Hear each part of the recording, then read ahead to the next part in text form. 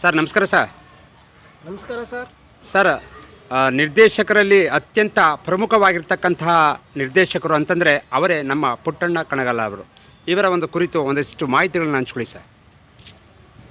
ನಮಸ್ಕಾರ ಪ್ರೀತಿಯ ಬಂಧುಗಳೇ.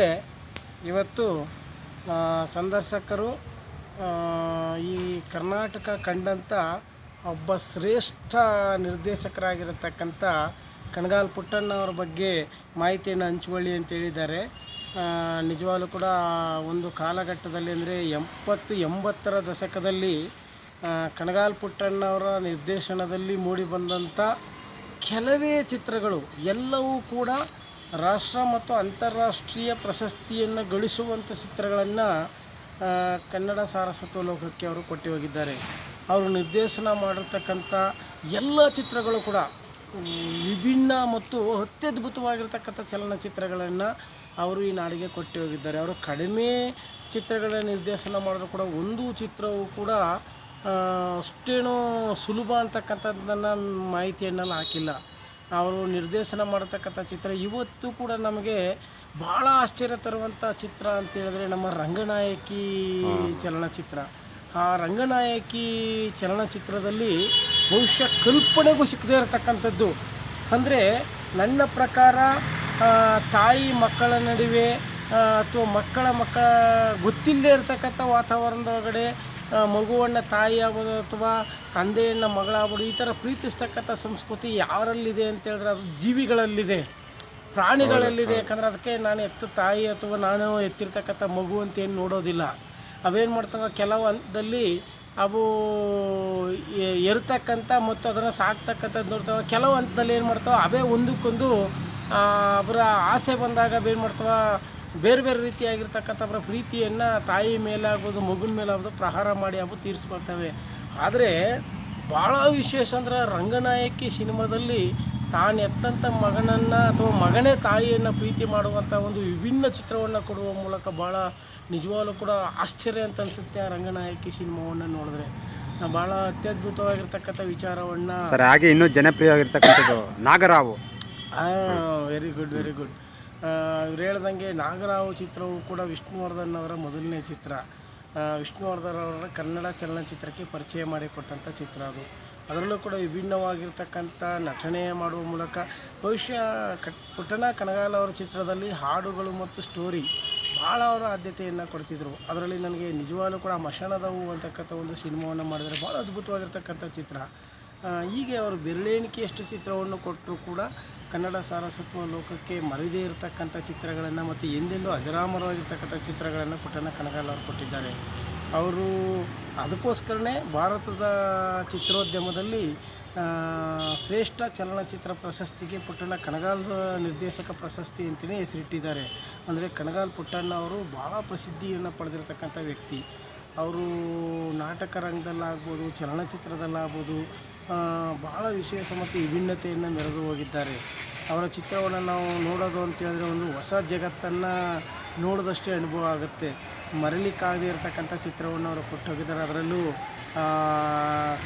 ಆ ರಂಗನಾಯಕಿ ಚಲನಚಿತ್ರದಲ್ಲಿ ಇರ್ತಕ್ಕಂಥ ಹಾಡುಗಳಾದರೂ ಕೂಡ ಎಷ್ಟು ಅಜರಾಮರವಾಗಿದೆ ಅಂತ ಹೇಳಿದ್ರೆ ನಿಜವಾಗ್ಲೂ ಆರತಿ ಅಮ್ಮನಿಗೋಸ್ಕರನೇ ಆ ಸಿನಿಮಾ ಹುಟ್ಟುತ್ತೇನೋ ಅನ್ನುವಷ್ಟು ಅದ್ಭುತವಾಗಿರ್ತಕ್ಕಂಥ ಚಿತ್ರವನ್ನು ಕೊಟ್ಟು ಹೋಗಿದ್ದಾರೆ. ಎಂದೂ ಮರೀಲಿಕ್ಕಾಗೋದಿಲ್ಲ. ಅವರ ನಿರ್ದೇಶನದ ಅದನ್ನು ಒಂದು ಹಾಡು ಮಾಡಿದ್ದಾರೆ. ಕನ್ನಡ ನಾಡಿನ ರಸಿಕರ ಮನವ ಸೂರೆಗೊಂಡ ನಾಯಕಿ ರಂಗನಾಯಕಿ ರಂಗನಾಯಕಿ. ಎಂಥ ಅದ್ಭುತವಾಗಿರ್ತಕ್ಕಂಥ ಚಿತ್ರ. ನಿಜವಾಗ್ಲೂ ಕೂಡ ತಾಯಿಯ ಮೇಲೇನೂ ಪ್ರೀತಿ ಹುಟ್ಟುತ್ತೆ, ಮಗನ ಮೇಲೇನೂ ಪ್ರೀತಿ ಹುಟ್ಟುತ್ತೆ ಅನ್ನೋಕ್ಕೆ ಆ ಚಿತ್ರವೇ ಒರಿಜಿನಲ್ ಎಕ್ಸಾಂಪಲ್. ಯಾಕೆ ನೋಡಿ, ಅವರಿಬ್ಬರೂ ತಾಯಿ ಯಾರು ಮಗ ಯಾರು ತಾಯಿ ಯಾರು ಅಂತ ಗೊತ್ತಾಗೋದಿಲ್ಲ. ನೋಡಿ, ಅವರ ತಂದೆ ಮಾಡಿದಂಥ ಒಂದು ತಪ್ಪಿನಿಂದ ಅವರಿಬ್ಬರು ದೂರ ಆಗ್ತಾರೆ. ದೂರ ಆಗ್ತಾ ಅವರ ಕಲೆ ನೋಡಿ ಅವರಿಬ್ಬರು ಪ್ರೀತಿ ಮಾಡೋಕ್ಕೆ ಶುರು ಮಾಡ್ತಾರೆ.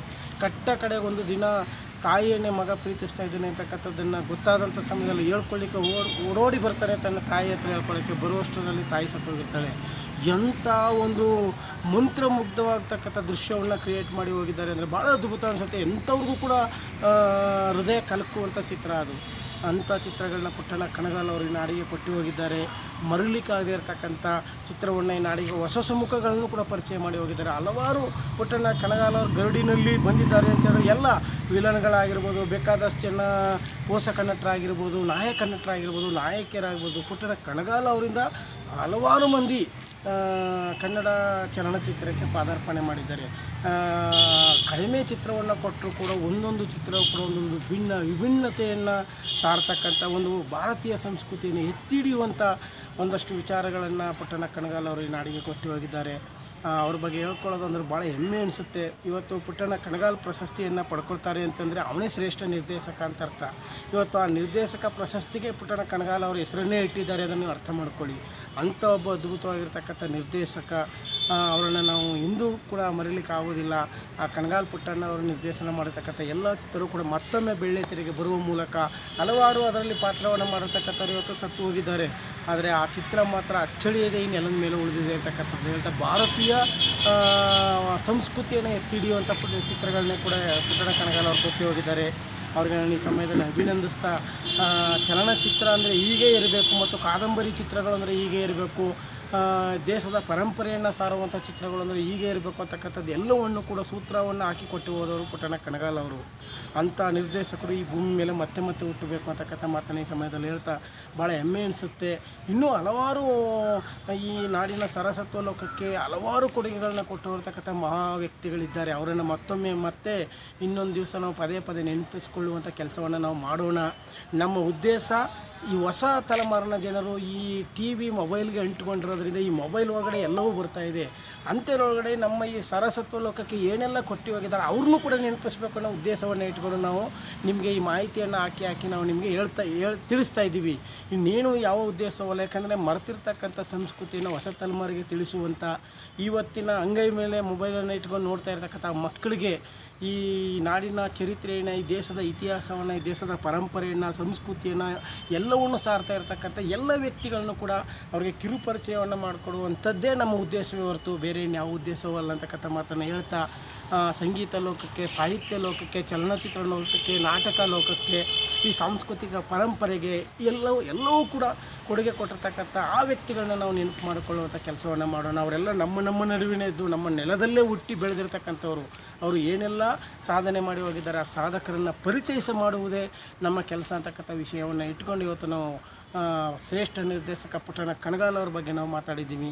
ಮತ್ತೊಂದು ದಿನ ಮುಂದಿನ ದಿನ ನಾವು ಬೇರೆ ವ್ಯಕ್ತಿಗಳ ಬಗ್ಗೆ ನಾವು ಪರಿಚಯ ಮಾಡುವ ಮೂಲಕ ಕನ್ನಡ ಚಲನಚಿತ್ರ ಒಂದು ಸರಸತ್ವ ಲೋಕವನ್ನು ನಾವು ನೆನಪಿಸಿಕೊಳ್ಳುವಂಥ ಕೆಲಸವನ್ನು ನಾವು ಮಾಡೋಣ ಅಂತಕ್ಕಂಥ ಮಾತನ್ನು ಹೇಳ್ತಾ ಶುಭವಾಗಲಿ.